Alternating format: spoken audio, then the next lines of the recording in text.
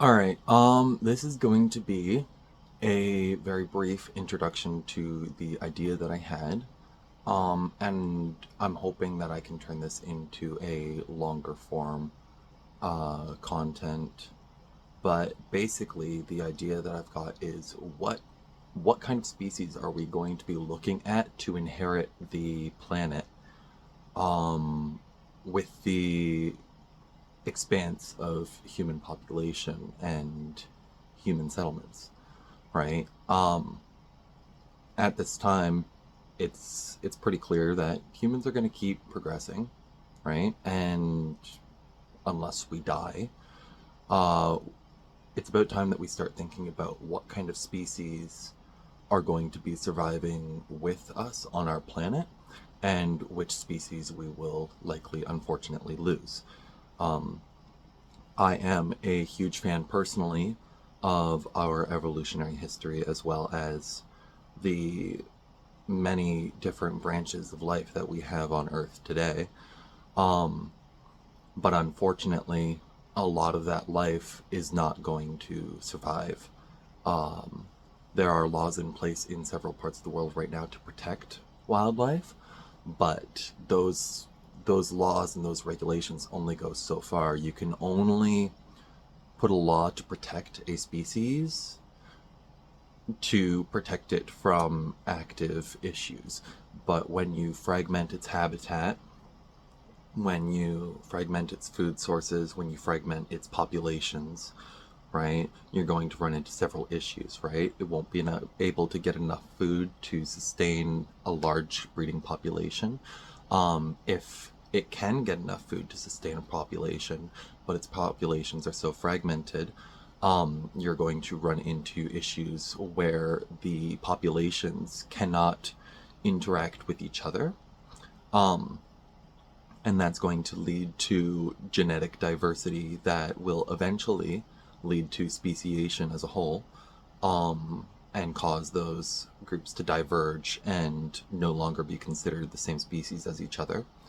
On top of that, the urbanization of everywhere, basically, is definitely impacting the natural selection of different species and how they coexist with each other as well as in our environments.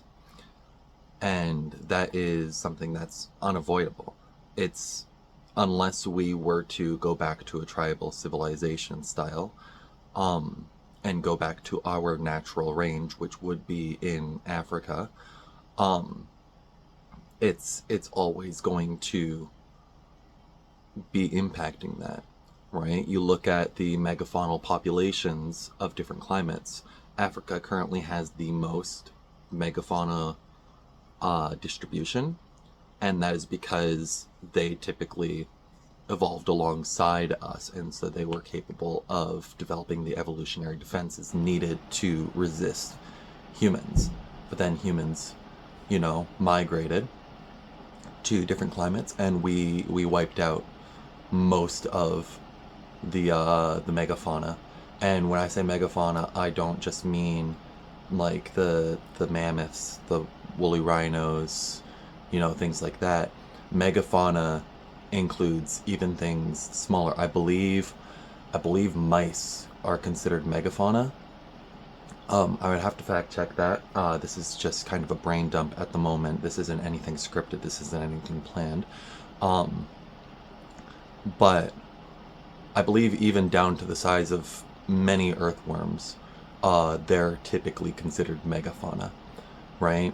And the thing about humans is we destroy the area that we begin to inhabit as a developed civilization, unfortunately.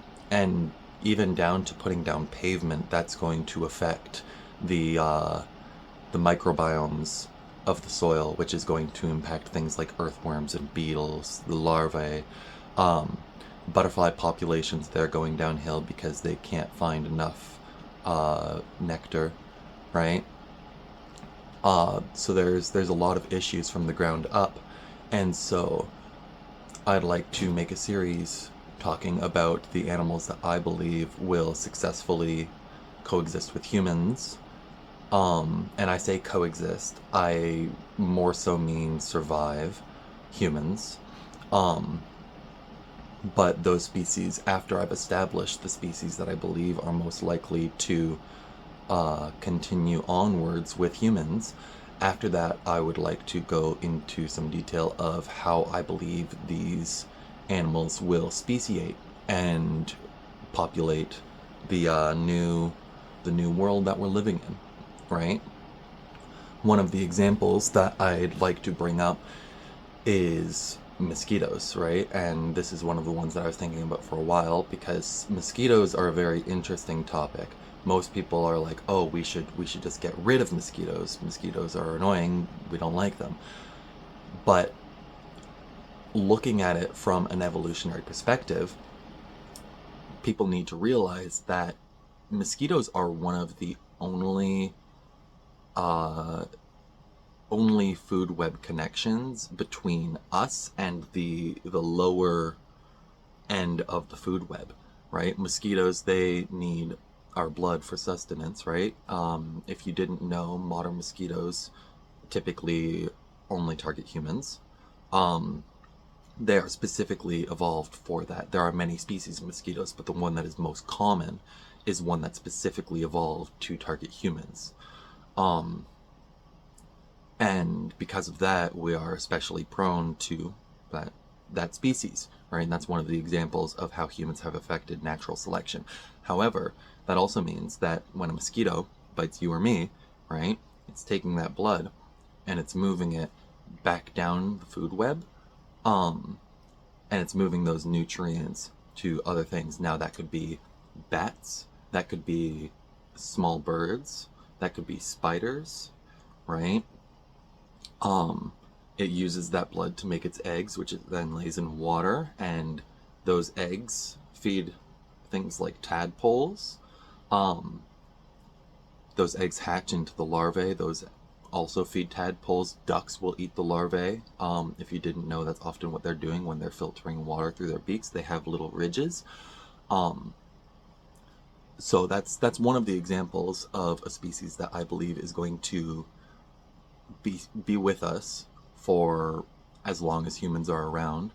Um, and that, among others, I want to talk about how they will be moving nutrients through a food web, how they will continue to persist through human development, and what that could mean for future for future ecosystems and for the world around us.